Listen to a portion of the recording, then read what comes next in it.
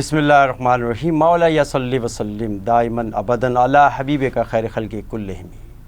لاکھوں درود و سلام آپ صلی اللہ علیہ وآلہ وسلم پر اور کروڑوں رحمتوں کا نزول آپ کی آل اور اصحاب پر۔ ناظرین، اللہ تبارک و تعالیٰ نے قرآن مجید میں سورہ علم میں ارشاد فرمایا کہ کیا ہم نے آپ کا بوجھ اتار نہیں دیا، کیا ہم نے آپ کی حوصلہ افزائی نہیں کی، اور اس کے ساتھ ساتھ یہ فرمایا کہ مشکل کے ساتھ آسانیاں بھی ہیں۔ ناظرین، اس وقت پاکستان کی جو صورتحال ہے، جو مسلم امہ کی صورتحال ہے، اسی حالات سے دوچار ہے۔ ہر طرف افراتفری کا ماحول اور مختلف پریشانیاں پاکستان کو، خصوصی طور پر پاکستان کے عوام کو گھیرے میں ہوئے۔ تو قرآن مجید اللہ تعالیٰ کا ایک ایسا آفاقی کلام ہے، آپ صلی اللہ علیہ وآلہ وسلم کے ذریعے ہم تک پہنچا، اور اس میں پوری انسانیت کے لیے رہنمائی ہے۔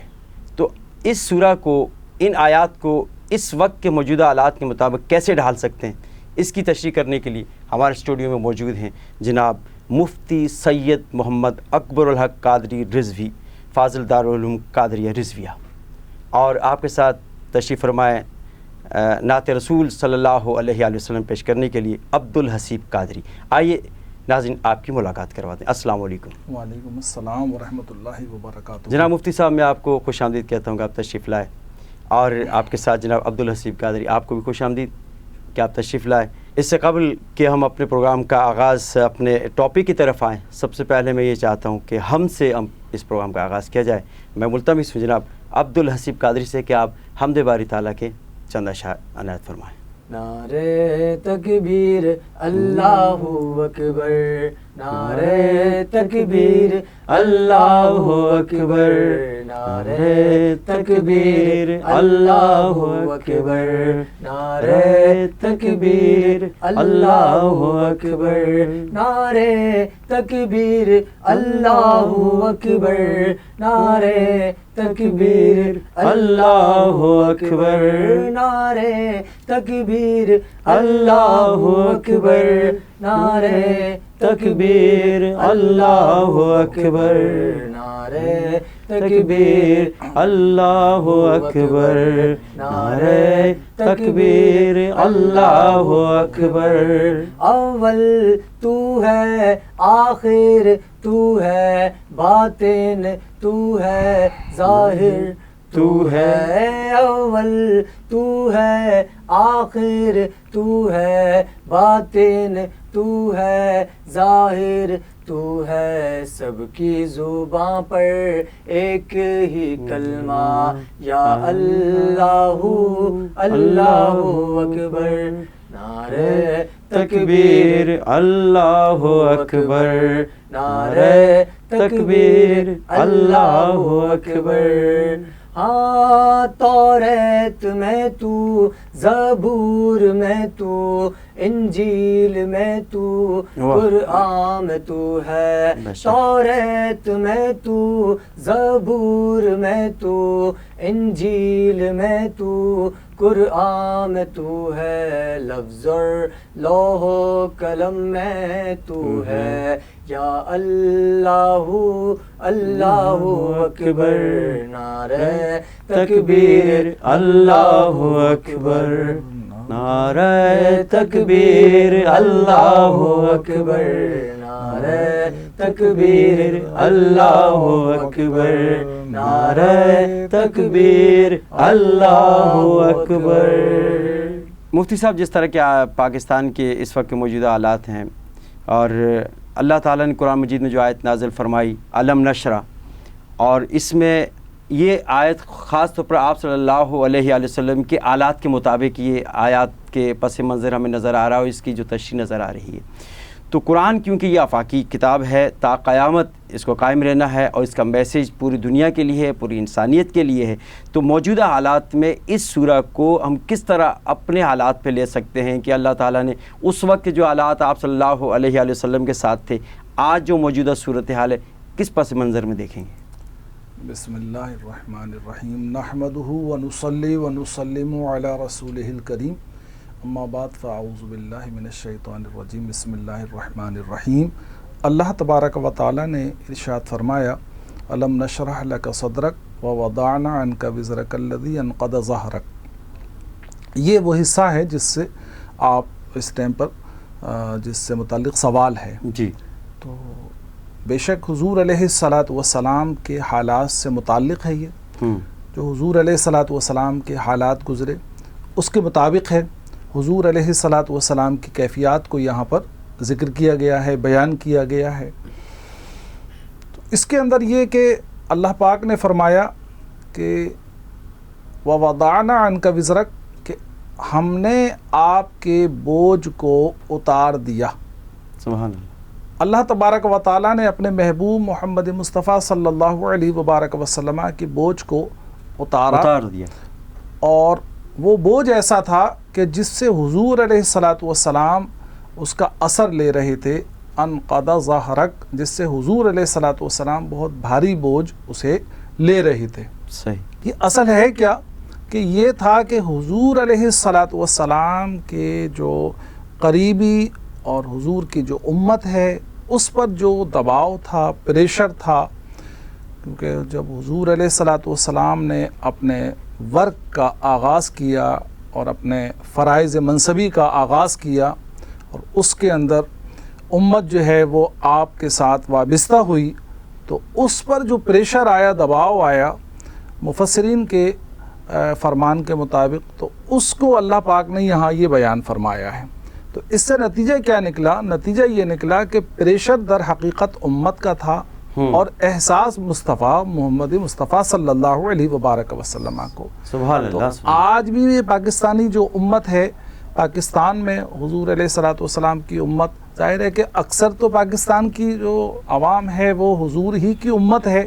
باقی ہر طرح کے لوگ یہاں پر موجود ہیں، سبھی لوگ موجود ہیں. جتنے بھی افراد ہیں ہمارے نظریے میں، اسلامی نظریے میں، وہ در حقیقت حضور ہی کی امت ہے. بے شک حضور کی امت ہے. تو اب یہ پریشانی میں ہیں، دکھ میں ہیں، تکلیف میں ہیں. یہ سارا جو ان کا دکھ ہے، تکلیف ہے، حضور علیہ الصلاۃ والسلام کو اپنی امت کا دکھ یہ احساس ہوتا ہے. تو اب اللہ تبارک و تعالیٰ کی بارگاہ میں یہ احساس جو ہے وہ یقینی طور پر جائے گا، اور جب جائے گا تو یقیناً اگر امت نے اس آیت کی برکتیں حاصل کیں، یقین رکھا، تو جیسے کہ کل حضور علیہ الصلاۃ والسلام کی برکت سے امت نے نجات حاصل کی، آج بھی امت جو ہے وہ نجات حاصل کر لے گی انشاءاللہ تبارک و تعالی. بے شک بے شک. یہ سارا جو سلسلہ اس ٹائم پر چل رہا ہے، تو یقین لیکن ضروری ہے. اس آیتوں میں اللہ پاک نے اپنا جو آیتیں اتاری ہیں ان کو ہی اس سے نفع اور برکت صحیح معنوں میں ملتی ہے جن کا یقین پکا ہے. تو یہاں اگر یہ یقین اس پر ہوگا تو انشاءاللہ تبارک و تعالی یہ برکتیں بھی پائیں گے. کیا کہنے. اب اس کے ساتھ دوسری سورہ ہے کہ ہم نے آپ کے نام کو بلند کیا. جی ورفعنا لک ذکرک کا اسی کے ساتھ متصل آیت ہے کہ ہم نے کیا آپ کے نام کو بلند نہیں کیا. جی. تو یعنی کہ آپ صلی اللہ علیہ وآلہ وسلم کے جو اس وقت کے موجودہ حالات تھے، وہ جس طرح آپ نے فرمایا کہ دشمنوں کا نرغہ تھا اور دشمن جو ہے کہ آپ کو پریشان کر رہے تھے، تو اس میں آپ اللہ کی نصرت آپ تک پہنچی اور آپ کے نام کو عروج ملا، بلندی ملی. تو آج بھی اس وقت جس طرح پاکستان کی قوم ہے بہت خسارے میں چل رہی ہے، تو اس آیت کی روشنی میں یہ بھی کہا جا سکتا ہے کہ اس امت کو بھی اس ملک کو بھی انشاءاللہ دوام ملے گا اور یہ آگے کی طرف بڑھے گی. ہاں یقینی طور پر یہ فیضان جو ہے حضور علیہ الصلاۃ والسلام کی امت کا جو بہتری ہے، خیر ہے، تو وہ حضور علیہ الصلاۃ والسلام کی ہی بہتری اور خیر میں اس کو شامل کیا جائے گا، اور حضور کے امت کو اس سے ان مسائل سے نکلنے کا موقع ملے گا. تو اس کے اندر بھی ورفعنا لک ذکرک، اس سے بھی حضور علیہ الصلاۃ والسلام کی بلندی ہے، کیونکہ امت کا نفع جو ہے وہ حضور کی ہی بلندی ہے در حقیقت. ماشاءاللہ. کیونکہ کوئی بھی ظاہر سی بات ہے کہ اگر ایک حضور علیہ الصلاۃ والسلام کے لیے تو کوئی مثال نہیں دی جا سکتی، لیکن اتنا ایک بات یہ ہے کہ سمجھنے کے لیے کہ اگر کسی باپ کا بیٹا کامیاب ہوتا ہے، ترقی کرتا ہے، تو وہ در حقیقت باپ ہی کی ترقی اور کامیابی بن جاتی ہے. تو اسی طرح حضور علیہ الصلاۃ والسلام جو امت کے لیے کسی کے باپ تو حضور نہیں ہے، مگر روحانیت میں اور حضور علیہ الصلوۃ والسلام اپنے فرائض کے اندر وہی حیثیت رکھتے ہیں، آقا و مولا صلی اللہ علیہ وبارک وسلم ہیں، مگر حضور علیہ الصلوۃ والسلام کو یقیناً اس سے مسرت اور خوشی کا باعث ہوگا امت کی بھلا اور بہبود سے، تو امت جو ہے وہ اس سے نفع حاصل کرے گی اور ترقی کرے گی۔ ورفعنا لک ذکرک کا فیضان جو ہے امت کو بھی مل رہا ہے، امت بھی اس سے فیضان حاصل کر رہی ہے۔ جی، جو لوگ آپ کے فرامین پر چلے، آپ کی سنت پر چلے، اللہ تعالیٰ نے ان کو عروج عطا فرمایا۔ جی بے شک بے شک، حضور علیہ الصلوۃ والسلام کی جو اتباع کا اختیار کرنا ہے، اطاعت کا اختیار کرنا ہے، تو یہ تو سب سے بڑی کامیابی ہے۔ وہ شخص کہ جس نے حضور علیہ الصلوۃ والسلام کی نسبت کو پکڑ لیا اور حضور علیہ الصلوۃ والسلام کے دامن کو پکڑ لیا، تو وہ یقینی طور پر اس کے لیے یہی ہے کہ وہ کامیاب ہے، فقط فاز فوزا عظیما، اس کے لیے آ چکا ہے کہ وہ کامیاب ہوگا۔ تو یہاں پر بھی وہی چیز ہے کہ ان آیات کی برکتیں، یقین سے اس کا بھی تعلق موجود ہے۔ لیکن عوام جو مسلمان ہیں خاص طور پر، وہ تو ان آیات کو نہ پڑھتے ہیں، پڑھتے تو ہوں گے لیکن اس کو سمجھنے کی کوشش نہیں کرتے۔ اس وقت دنیا چاند پر پہنچ گئی، کہاں کہاں خلا میں پہنچ گئی، لیکن پاکستانی اور مسلمان جو ہے نا ابھی تک ہم اپنی لائٹ کو رو رہے ہیں کہ ہمارے پاس بجلی نہیں ہے، ہمارے تک پینے کا پانی نہیں ہے۔ اور اگر یہ قرآن کی آیتیں پڑھتے، ان کو تشریح اس کی سمجھتے، تو یقیناً آج صورتحال یہ نہیں ہوتی۔ جبکہ جس طرح چائنا کے بارے میں ہے کہ چائنا جب ڈیولپ ہو رہا تھا اس کے بعد کچھ بھی نہیں تھا، اور اس کا جو سربراہ جو تھا تو اس نے کیا کیا کہ ایک پہاڑی کو کھودنے لگا۔ اس نے کہا کہ اس پہاڑی کی وجہ سے سورج کی روشنی ہمارے گاؤں پر نہیں آتی، لہذا اس پہاڑی کو یہاں سے اکھاڑ کے پھینک دیا جائے۔ تو وہ تنہا اس پہاڑی کو کھودنے لگا۔ تو کسی نے اس سے پوچھا کہ بھائی یہ تم کیا کر رہے ہو، اتنا بڑا پہاڑ ہے کیسے توڑو گے؟ بولا اگر میں نہیں توڑ سکا تو میرے بعد والے آنے والے وہ توڑیں گے، وہ نہیں توڑ سکے تو اس کے بعد والے توڑیں گے، لیکن 4 نسلیں اس کو توڑیں گی تو یقیناً یہ پہاڑ اکھڑ جائے گا اپنی جگہ سے، اور وہ دھوپ اس کے شہر پر آ جائے گی۔ ترقی کرنے والوں کا یہ راز ہوتا ہے، لیکن ہمارے یہاں تو کوئی ایسا راستہ نظر نہیں آ رہا۔ امید کی جو ہے وہ ترقی کا باعث وہ بھی بنتی ہے، ان پریشانیوں سے نجات جو ملے گی امید کی بنیاد پر۔ مایوسی جو ہے وہ انسان کو ڈھکیل دیتی ہے گڑھے میں، گھائی میں اور دلدل کے اندر۔ تو یہ جو ہم لوگ جو ہے امید مایوسی کے اندر ہیں، تو جس کی وجہ سے ہم کامیاب نہیں ہو پا رہے۔ اور وہ چائنا والی جو مثال ہے اور اس طرح کی جو مثالیں ہیں، تو یقینی طور پر انہوں نے یہ سمجھ لیا تھا کہ ہماری ہمت، حوصلہ اور امید تو حضور علیہ الصلوۃ والسلام کی امت کے لیے تو بشارتیں ہیں۔ تو وہ اگر امید کو پکڑ لے تو یقینی طور پر جو وہ چائنا والوں نے ترقی کی ہے، ماضی نے دیکھا ہے کہ مسلمان اس سے بہت آگے رہ چکے ہیں، بہت بڑا مقام جو ہے انہوں نے پا لیا ہے۔ تو اگر اس طرح سے توازن کریں، موازنہ کریں، تو ابھی اس بات کو سمجھا جا سکتا ہے کہ امت کے لیے اس میں راستہ ہے۔ اور ویسے عمومی طور پر اگر لے لیں ہم بحیثیت پاکستانی قوم، تو بھی اس کے اندر کوئی وہ نہیں ہے، مذائقہ نہیں ہے کہ اس طرح بھی دیکھا جا سکتا ہے، لیکن امید جو ہے اس کے بغیر کہیں بھی آگے کام بننا یہ ممکن نہیں ہے۔ امید کا ہونا بہت ضروری ہے، ٹھیک ہے نا؟ تو وہ جو چیز ہے امید سے اس کا تعلق، امید کے ساتھ عمل بھی ہے نا حضرت جی۔ امید وہی ہے اصل میں، یعنی عمل جو ہے وہ بے شک عمل کی طاقت ہے، لیکن سب سے بڑھ کر جو چیز ہے وہ انسان کا نظریہ ہے۔ نظریہ جو ہے وہ اساس ہے، بنیاد ہے۔ انسان جو کچھ کرتا ہے، کہتے ہیں فرسٹ تھنکنگ آفٹر ورکنگ، ٹھیک ہے؟ یہ جاپان والوں کا سنا یہ فارمولا، وہ لوگ کہتے ہیں کہ پہلے انسان کی سوچ ہونی چاہیے، پھر اس پہ عمل کرے گا۔ تو سوچ اگر اس کی صحیح ہے تو وہ کام بھی اس کا صحیح ہوگا۔ اگر سوچ میں اس کے کمزوری ہے تو پھر اس کا کام بھی کمزور ہوگا اور وہ کام نہیں بن سکتا ہے اس طرح سے۔ تو جس طرح کہ وہ رفعنا لک کا ذکر کہ اے حبیب ہم نے آپ کے ذکر کو یا آپ کے نام کو بلند کیا، تو اس وقت جو صورتحال تھی آپ صلی اللہ علیہ وسلم، تو ان کفار کے درمیان آپ کا نام بلند کرنا اس سے سمجھیں گے ہم؟ نہیں، حضور کا علیہ الصلوۃ والسلام کا جو نام ہے وہ تو شرق، غرب، شمال، جنوب، ٹھیک ہے، اولین اگلے زمانے اور پچھلے زمانے، ہر زمانے میں حضور علیہ الصلوۃ والسلام کے نام کی بلندی ہے۔ یہ تو حضور کے سر پہ گویا کہ تاج ہے، صحیح، اور کب سے ہے؟ ہمیشہ سے ہے، اور کب تک رہے گا؟ ہمیشہ رہے گا۔ یہ تاج تو ہمیشہ رہنے والا ہے، تو آج بھی ہے۔ اب اس میں امت کے لیے ظاہر ہے کہ امت کو فیضان ہے اس سے، اس ٹھیک ہے۔ آیت سے امت کو فیضان مل رہا ہے، برکتیں مل رہی ہیں، یعنی اس میں حوصلہ ہے کہ حضور علیہ الصلوۃ والسلام کے سر پہ یہ جو تاج رکھا ہے وہ برکتیں تمہیں بھی ملیں گی، سبحان اللہ، کیونکہ دامن انہی کا ہے، واہ واہ، نام انہی کا ہے۔ واہ واہ، کیا بات، انہی کے دامن سے وابستہ رہیں گے تو انشاءاللہ ہمارے موجودہ حالات بھی بہتری کی جانب رواں ہوں، کیونکہ اچھا یہاں ایک چیز میں اور کہنا چاہوں گا، وہ جو ہے نا وہ میں سمجھتا ہوں بہت ضروری ہے اور اہم ہے۔ یہ دیکھیں، میرے ایک دوست نے مجھے ایک بک دی جو انہوں نے کچھ وقت جاپان میں گزارا۔ اچھا، ان کا یہ مشاہدہ، یعنی کہ دوست کا نہیں، مشاہدہ نہیں ہے، بلکہ وہ ایک کتاب جو رائٹر کہہ رہا ہے، رائٹر نے کچھ وقت جاپان میں صحیح، گزارا اس دوست نے بھی، لیکن صحیح، اس رائٹر نے کچھ وقت جاپان میں گزارا تو اس کو لکھا۔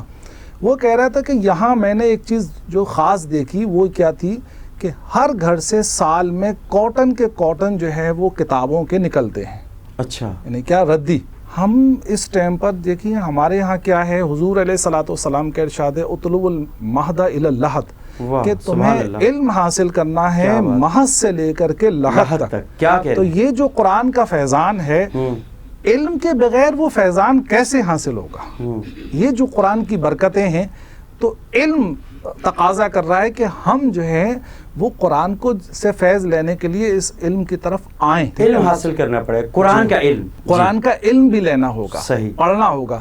تو وہ دیکھیے جاپان جو ترقی کے راستے پر نظر آ رہا ہے، کامیاب ہوتا ہوا نظر آ رہا ہے، تو وہ اس کے اندر یہ پڑھنا پڑھانا ہی اہمیت رکھتا ہے۔ صحیح، تو یہی ہمارے ہاں کی جو ہے اس ٹائم پر ناخواندہ طبقہ بہت زیادہ ہے اور خواندہ طبقے کی جو بہت کمی ہے، تو اس وجہ سے جو ہے ہماری ناکامیاں زیادہ تر بے علمی کی وجوہات کی بنا پر ہیں۔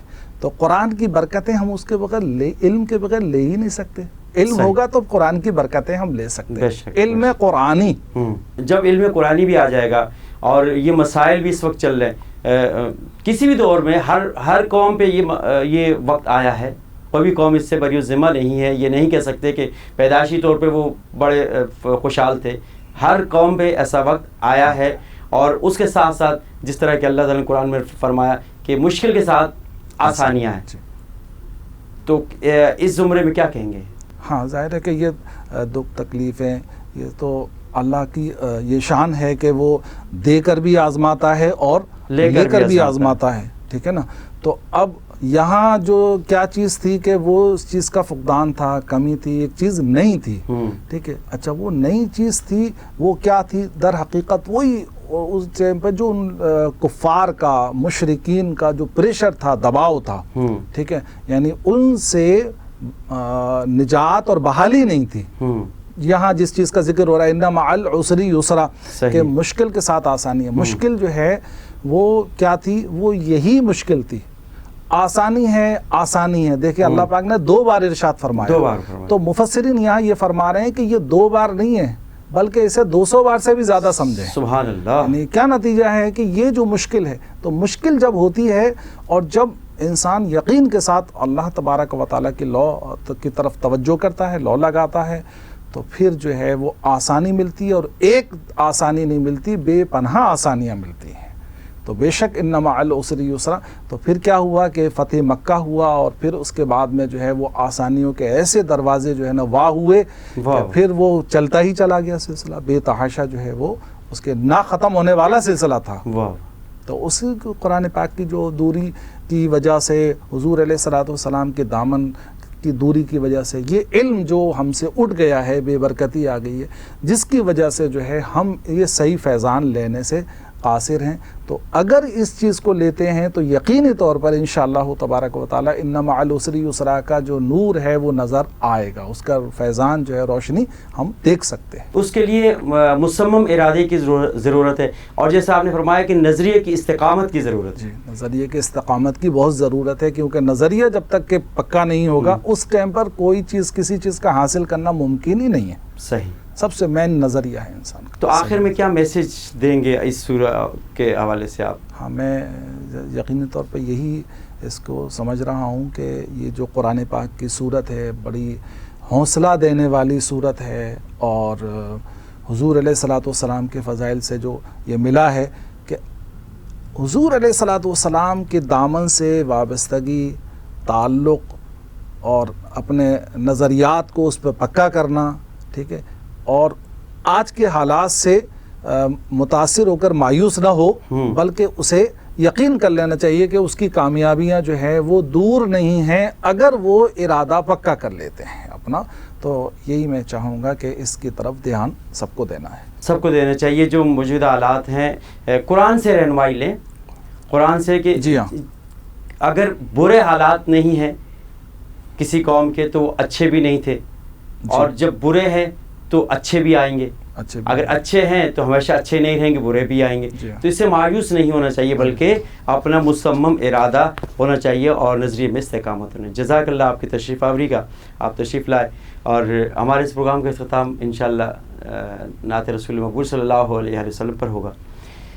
ناظرین، آج کے پروگرام میں سورہ علم نشرح لک کا صدرک کا ہم نے اس پر بات کی کہ اللہ تعالیٰ نے آپ کا جو بوجھ تھا، آپ کے اوپر جو تکلیف تھی، اس کو اللہ تعالیٰ نے رفع کیا، آپ کی حوصلہ افزائی کی، اور پھر اس کے ساتھ ساتھ آپ کے نام کو بلند کیا اور مشکل کے ساتھ آسانی عطا فرما دی. تو اس صورت سے ہم یہی سبق حاصل کر سکتے ہیں کہ موجودہ حالات میں ہر طرف مایوسی ہے تو مایوس نہیں ہونا چاہیے، بلکہ اپنے مستقبل کے نظریے کو فالو کرتے ہوئے، قرآن کی روشنی کو دیکھتے ہوئے، آپ صلی اللہ علیہ وسلم کے حدیث مبارکہ اور سنت رسول کو اپناتے ہوئے ہمیں چلنے کی کوشش کرنی چاہیے تاکہ ہم آئندہ آنے والے حالات اور وقت کا مقابلہ کر سکیں. اگر برے حالات ہیں تو اچھے بھی انشاءاللہ آ جائیں گے، اس میں کوئی مایوسی کی بات نہیں ہے. اپنے میزبان زبیر الوی کو اجازت دیجیے. انشاءاللہ اگلے پروگرام میں ایک نئے ٹاپک کے ساتھ، نئی سورہ کے ساتھ اور نئے مہمانوں کے ساتھ آپ کی خدمت میں دوبارہ حاضر ہوں گے. فی امان اللہ.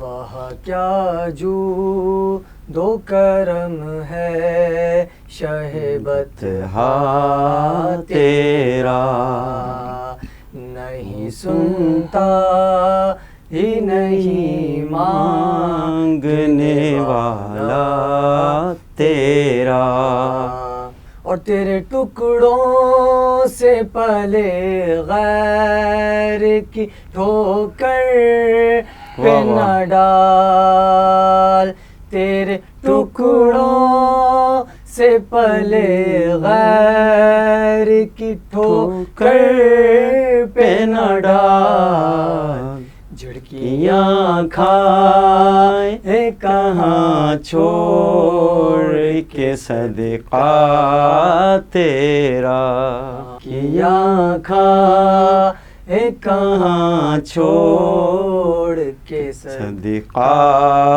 تیرا، وہاں کیا جود و کرم ہے شہبت تیرا، اور تو جو چاہے تو ابھی میل میرے دل کے دھلے، واہ واہ واہ واہ، تو جو چاہے تو ابھی میل میرے دل کے دھلے، کہ خدا دل نہیں کرتا کبھی میلا تیرا، کہ خدا دل نہیں کرتا کبھی میلا تیرا، نہیں سنتا ہی نہیں مانگنے والا تیرا. اللہم صلی علی سید